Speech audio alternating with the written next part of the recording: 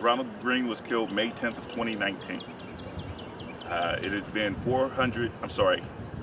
747 days since Ronald Greene's murder. And the question that we have as representatives of Ronald Greene's family is murder illegal in the state of Louisiana? If evidence of someone being beat, tased, tortured while handcuffed, to be mocked, where officers gather around and not only beat and abuse but conspire to cover it up, when that comes out in the open, what are the consequences in a state like Louisiana? And so we spoke with prosecutors this morning for Union Parish, who were the original prosecuting authority. Today, the Union Parish prosecutor has the authority to present this case to a grand jury on criminal state charges and seek indictments for the officers. To date, 747 days later, he has not done that. When we met with his office this morning, they encouraged us that they were just getting access to all of the evidence in the last 3 weeks, and that they are as quickly as possible going over the evidence so that they can present it to a state grand jury. And they reassured us that the Union Parish authorities would seek criminal accountability for these officers in due time. Time is well due. We are over time. We are 2 years later. And so their answers were frustrating for this family. It's frustrating to be told to wait just a little while longer as they gather evidence, as they review the facts, as they check with the authorities. In the state of Louisiana, like most states in the United States, if there exists probable cause that a crime existed, the prosecuting authorities, the sheriffs, the state police have not only the authority but the responsibility to take immediate and direct actions to ensure that criminals are brought to justice. Corey York, Dakota DeMoss, James Clary are criminals. They are on tape committing criminal acts. We know that the conspiracy extends beyond those 3 men, but those 3 men, at the very least, we are demanding their immediate arrest. We are not here for sympathy. We are not here for publicity. We are not here for conciliatory messages. We want action today. It's frustrating for this. We are not pleased with what we've received from this legal apparatus so far. It's not only disappointing, it's unconstitutional. These men, to date, from the governor's office on down, are complicit in the denial of this family justice. We've heard it said repeatedly over and over again, justice delayed is justice denied. We don't understand the reason for the continued delay, and so we are encouraging anyone under the sound of our voice, anyone within this jurisdiction, to join us here at 3 p.m. today as we demand from decision makers, from lawmakers, from the Louisiana executive branch, that they take immediate, specific, and the legal actions, the actions that they're required to take under the law to hold these men accountable. The time for cover-ups and for half measures and for excuses is well over. We have several strategies at our disposal. The governor has agreed to meet with the family later today, and we appreciate him making that concession. But we met with him before, and he was not honest with us. We met with the Governor John Bel Edwards before, and he did not take any action based on that meeting. In fact, he scolded this family for speaking about what we saw in that video. The Louisiana State Police has scolded this family for evidence coming out in a way that exposes them and puts them on the platform, and shame on them. And so when he meets with this family today, we're not interested in another apology or another hand-holding and kumbaya moments. We want to know what his office will do specifically today to take action to begin to remedy the extreme injustice that this family has been put through. Attorney Ron Hanley, who's serving as our distinguished local counsel, continues to advocate using his contacts and resources within the department. Attorney Mark McGuire, along with the other attorneys that you see present here, has diligently sought a civil remedy, gathering evidence, sharing the evidence that we have as it comes in. And we're going to leave no stone unturned. We're going to do everything within our power as individual citizens to ensure that Ronald Greene gets justice. But it is now time, the onus is on the executive decision makers, the people elected in this jurisdiction, to do justice for the family of Ronald Greene. The next voice that you hear from will be Ron Haley, followed by Ron Haley. You'll hear directly from Ronald Greene's family, his mother Mona, his sister Janelle, and Alana, and we'll go from there. Mr. Greene.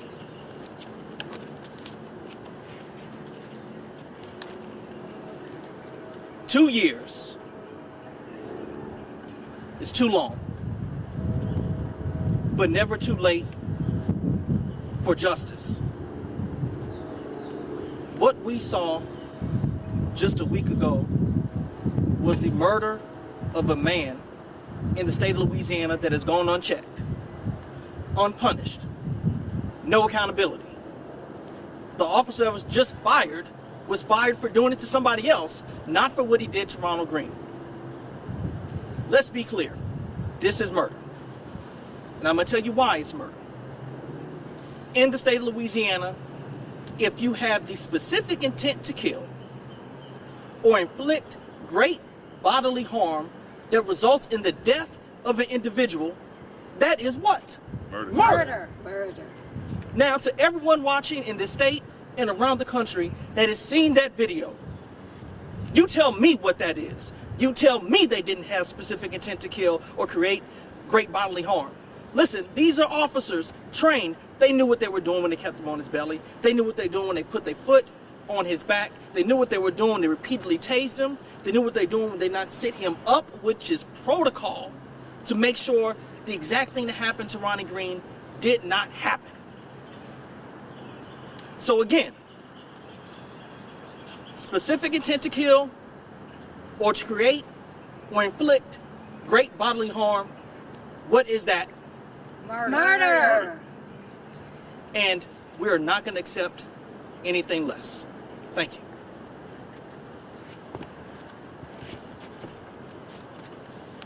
First of all, I just want to say that it hurts the hell out of me to even say my son was murdered. I just want to thank everyone here, the legal team I have, and everyone that it takes to organize this facade, this cover-up of murder. I want to thank everyone. I even want to thank the folks that I met there today, and even this time last year, September of last year. It's so disrespectful to the state of Louisiana to continue this, to run this through, hoping that eventually it'll lose traction. For some reason or other, it'll just die away, which is not going to happen. Because this is for my son. This is for a lot of what's been happening here, the cover-ups, the corruption. All I want to say is the narrative was controlled by them. By them, they all know who they are, from the state troopers on up to those who control them. These good old boys, those, whatever you want to call them. The narrative was controlled by them, and it can be even betterly or greatly controlled now. The fact that how it's happened and where we are now, they can control all this. It's up to them to do the only thing that's right. No one is above the law. Absolutely no one. I don't care which way they paint this picture, no one is above the law.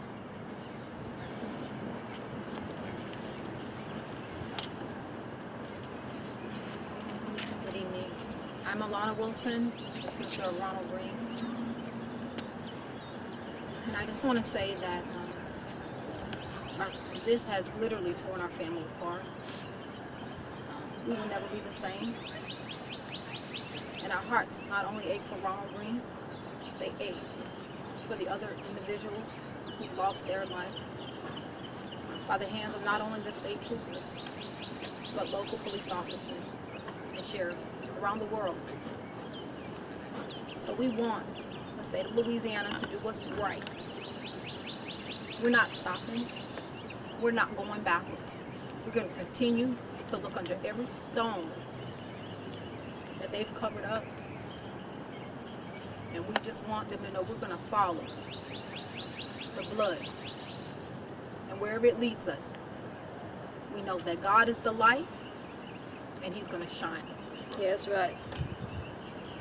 And we want to thank Him in advance for the victory that we will consume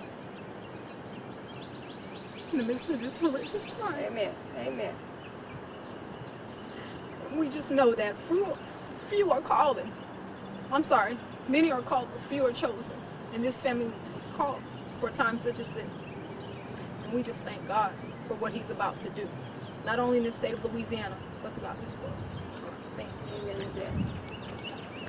All right, at this time, we'll open it up for questions. And, sorry, are we good? We going ahead? Okay. All right. Yeah, we want to open it up for questions before we shut it down. Lee, if See you you all could at 3. just step forward and give us some sort of sense of a timeline that would make sense to you. Obviously, 2 years down the road here, I don't see any lawmakers here right now. They could obviously, they always talk about law enforcement and how important it is to them. Yeah. They could help out right now, couldn't they? Just know that the failure to do justice in this case is on the state of Louisiana and its leadership. We've seen this happen before all around the country. When the tragedy that was Ahmaud Arbery came to light 74 days later, the state of Georgia, from the Attorney General, and by the way, Attorney General Jeff Landry has been absent, been completely silent on the murder of Ronald Greene. He is the chief law enforcement officer for the state of Louisiana, the person responsible for upholding the Constitution for all of his citizens. Nothing. He has said nothing to this family. It's not a partisan issue. So the Republican Attorney General in Georgia began immediately to take action, make arrests, take steps in response to the murder of Ahmaud Arbery. Similarly, Keith Ellison, the Attorney General in Minnesota, as soon as he learned of what happened to George Floyd, as soon as that video came out into the public light, his office intervened and they did everything that was in their power, and we saw immediate arrests. We saw immediate charges. The reason that we haven't seen justice in the state of Louisiana is because its leadership doesn't have a taste for justice. If they had a taste for justice, they would have made the arrest already. It's actually absurd that we're standing here 747 days later asking for initial arrests and then a presentation to the grand jury. It is a failure of leadership, a lack of leadership, and a lack of consideration. This legislative body has passed a Blue Lives Matter bill to protect police officers and their lives in the deadliest police culture in the modern world, in one of the most incarcerated states, strips of real estate in the world, in the most incarcerated nation on the planet. Louisiana leads the way for injustice, and so their commitment seems to be upholding a structure that was designed for the oppression of black communities. That was designed to justify the murder of Ronald Greene. What kind of timeline can we expect from these meetings? We're told it could be days. We're encouraged that it could be days, weeks before the initial arrest. We asked, could they get this case before a grand jury within 30 days, and they said not likely. Lee, what was the explanation that you were given for why it's different now than it was a year ago? You said you talked to the same folks in the Union Parish office, the same prosecutors. How did they explain why you're at the same place you are right now as you were a year ago? Well, the prosecutors claim that up until about 3 weeks ago, they did not have the entire file, that they are receiving additional evidence, as we all are, of a cover-up. And that now, as they're getting this additional information, they have to recalibrate to figure out who else is responsible for crimes.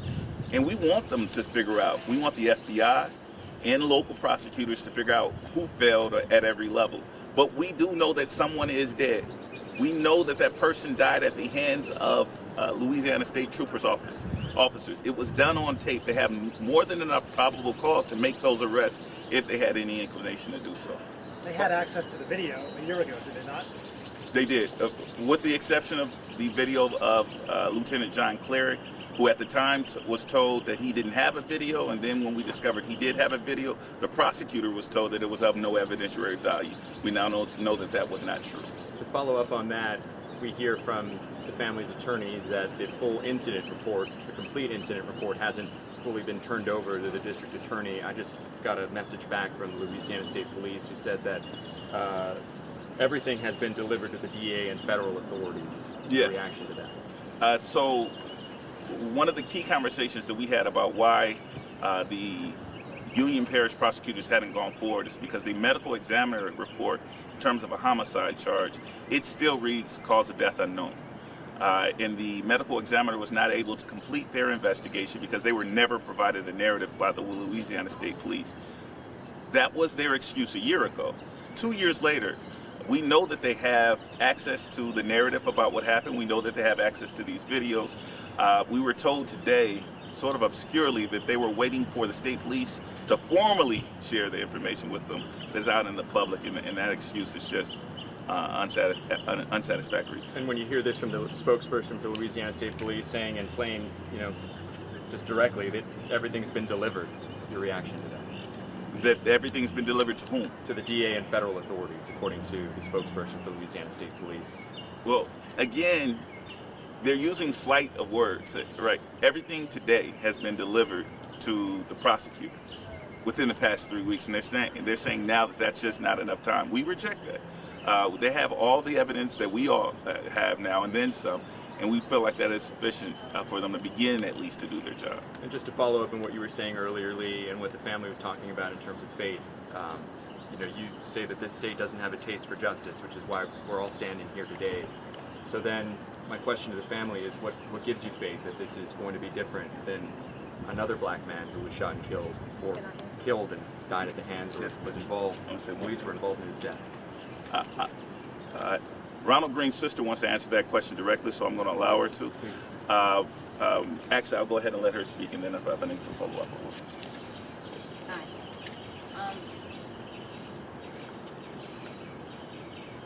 As we drove from Florida to discover Ronald's body,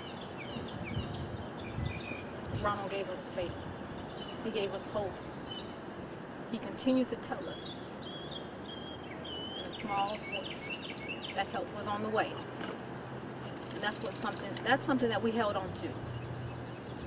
From the leak,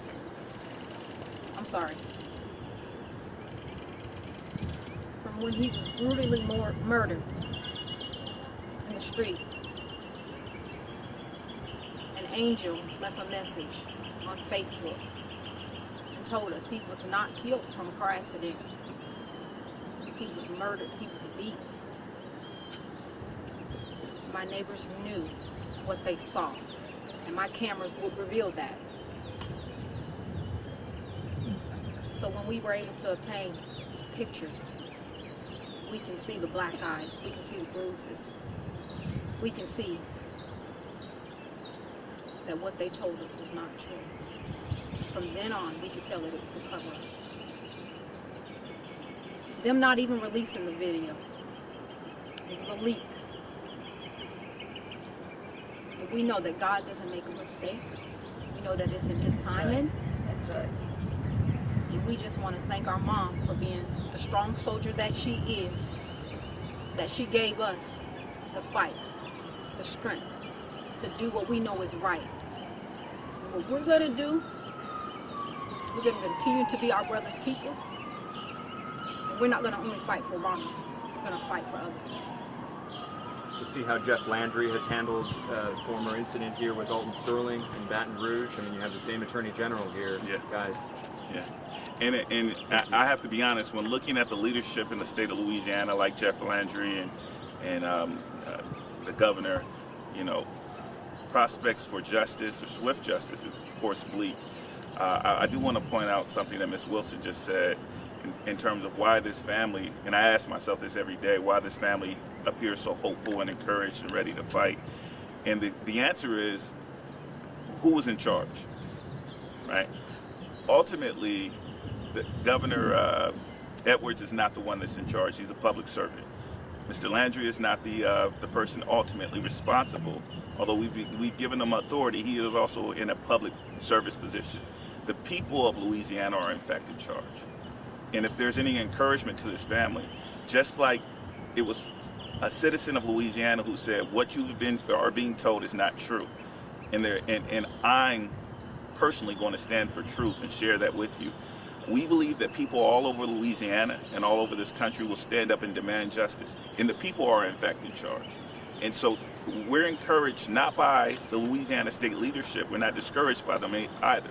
We're encouraged by the resolve of the people of Louisiana, the resolve of this family, because ultimately we're the final decision makers and we demand justice. You mentioned briefly that you and the family have met before with the governor. You intend on meeting again. You also mentioned that he was dishonest the first time. How was he dishonest? What's the plans for the meeting? Well, the governor represented to us in our first meeting that he had not seen the video. I hope he was being dishonest. I hope that after a year and seeing the level of corruption within his department, that he took a personal interest and watched the video. Regardless, it was more his disposition towards this family. He didn't engage this family in a meaningful conversation about specific action at all. It was a ceremonial event where he sat down, said a few words to us, and then left the room. And then we were left to observe this video, which is the most horrific thing this family has ever seen. And one of the most horrific things that I have seen, and I do this every day. It was to drop that kind of bomb on this family without making a meaningful connection was heartless on the part of Governor Edwards, and shame on him. Hopefully he corrects that issue today. And yeah, talk about the intentions of today's meeting. Now we want to have a in-the-light conversation with Governor Edwards, where all the facts are on the table, and we speak to him about the authority granted to him by the people of Louisiana to take action.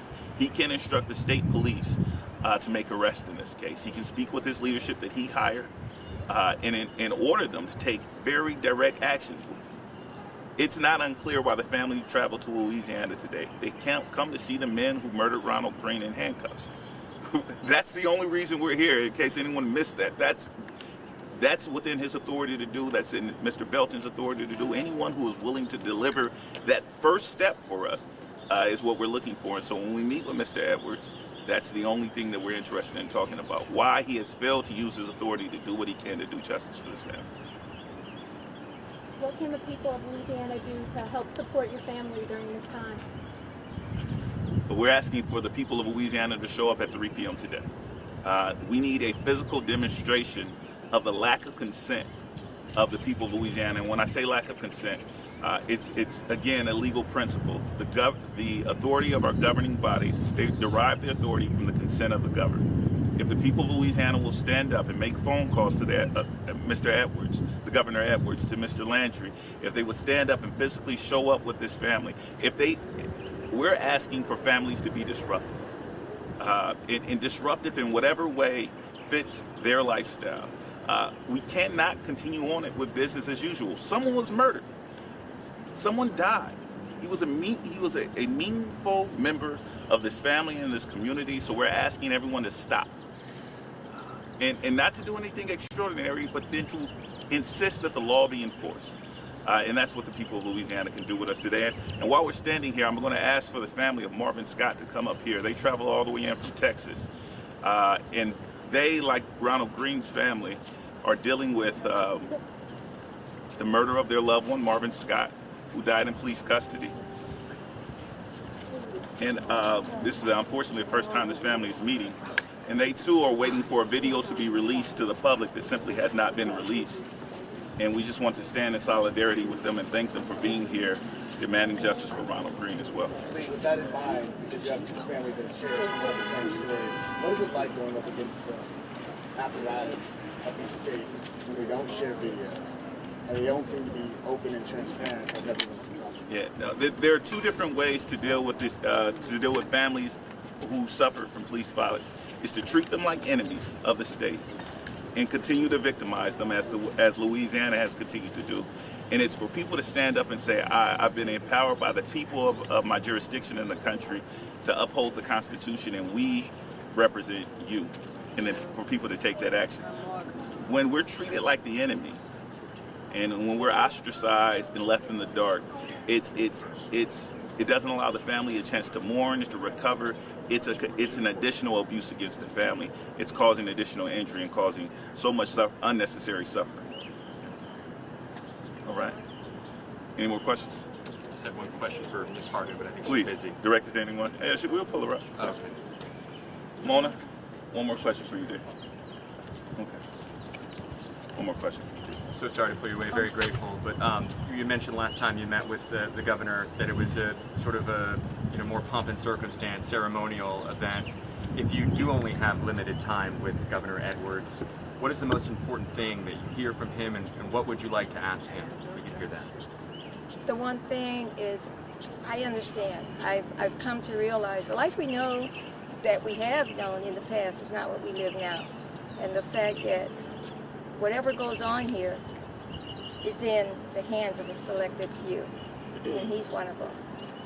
And I just want him to know that he controls the narrative of this.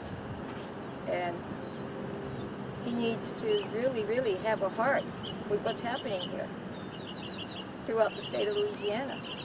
My son is just one of thousands. I've said it before, but the thing is, we're talking about people who can control what's happening here, so we don't have to repeat this. So if it doesn't stop with Ronnie or with other families, it'll just continue. Isn't the state of Louisiana tired of this? You know? Or do you want to continue giving those that you employ as state troopers and other police the authority to do what they want to do and get away with qualified immunity and everything else? That's what I want to say. Control what's going to happen as far as being, what can I say? I want to see someone with a heart. Who cares? That's all. That's all. Do the right thing. Thank you.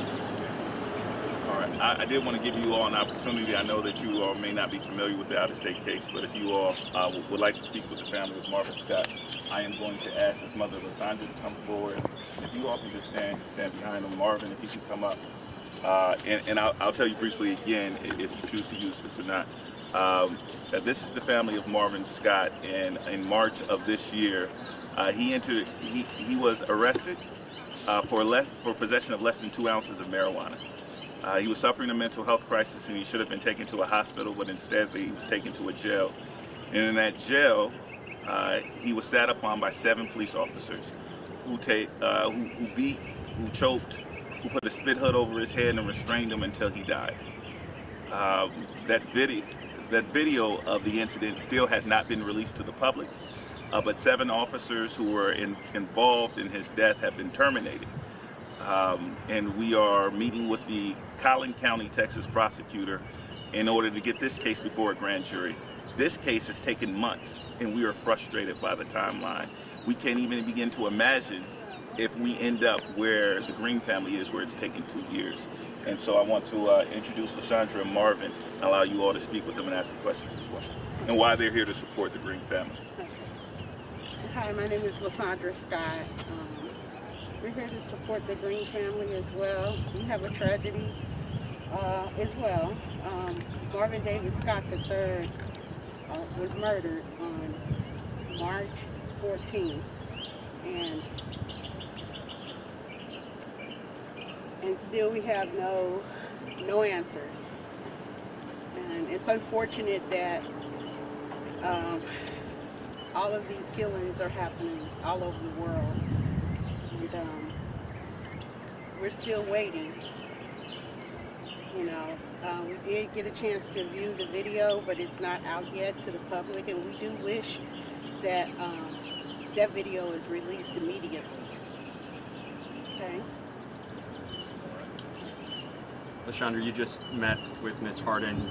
I understand it was the first time you guys met. Yes. You could just tell us sort of what that's like, meeting another mother who's in a similar circumstance. I know we both share the same pain, and both incidents are very unfortunate, and to have them wait 2 years for the video to be released is unacceptable. The hiding and covering up, it's horrible. As a mom, when you meet, I mean, obviously it's not a situation you want to be in, and no one can really understand how you feel when someone takes you out. How frustrating is it to deal with authorities in general when you're going through? Well, it's extremely frustrating. The long waits, partial answers, and we're still in pain, and we will forever be in pain. You know, we never asked to be part of this type of collage, but here we are.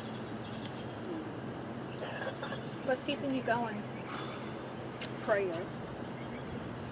Praying for peace.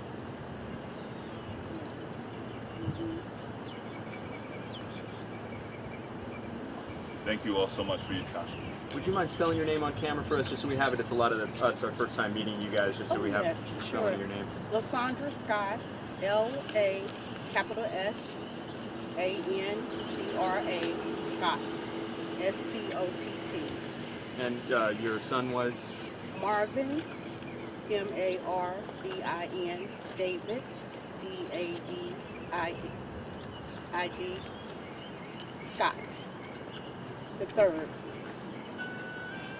And then where in Texas? McKinney, Texas. McKinney, Texas. McKinney. Thank you so much. Thank you. You're welcome.